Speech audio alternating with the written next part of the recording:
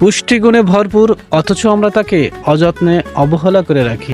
আর এমনই একটি গাছ যেটা একেবারে প্রত্যন্ত এলাকাতে, বিশেষ করে বাগান, জঙ্গল বা আবাদ এলাকাতে গড়ে ওঠে। আমরা আজ এমন একটি গাছের সাথে পরিচিত হব যে গাছটি খুবই পুষ্টিগুণ সমৃদ্ধ এবং খুবই উপকার। তো আমরা দেরি না করে সেই গাছটি দেখি। বাংলায় এটিকে কচু গাছ বলা হয়, ইংরেজিতে যাকে ট্যারো প্ল্যান্ট বলে, যার বৈজ্ঞানিক নাম কোলোকাসিয়া এসকুলেন্টা। তবে গ্রাম বাংলায় এটিকে অঞ্চলভিত্তিক ভিন্ন ভিন্ন নামেও ডাকা হয়। কোথাও ডাকা হয় কচুরি গাছ, আবার কোথাও বাগান কচু বা বুনো কচু নামেও ডাকা হয়।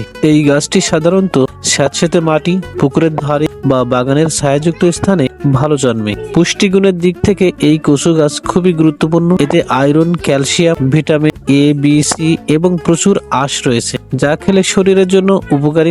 নিয়মিত এই কচু খেলে রক্তশূন্যতা কমাতে সাহায্য করে, হজম শক্তি বাড়ায় এবং শরীরকে শক্তিশালী রাখে। তবে কচু ভালোভাবে রান্না না করলে অনেক সময় গলায় চুলকানি হতে পারে, তাই রান্নার সময় ভালোভাবে সিদ্ধ করা বা লেবু বা টক উপাদান ব্যবহার করা হয়। সব মিলিয়ে কচু গাছ শুধু একটি সাধারণ গাছ নয়, এটি গ্রামীণ মানুষের খাদ্য, পুষ্টি ও জীবনের একটি গুরুত্বপূর্ণ অংশ।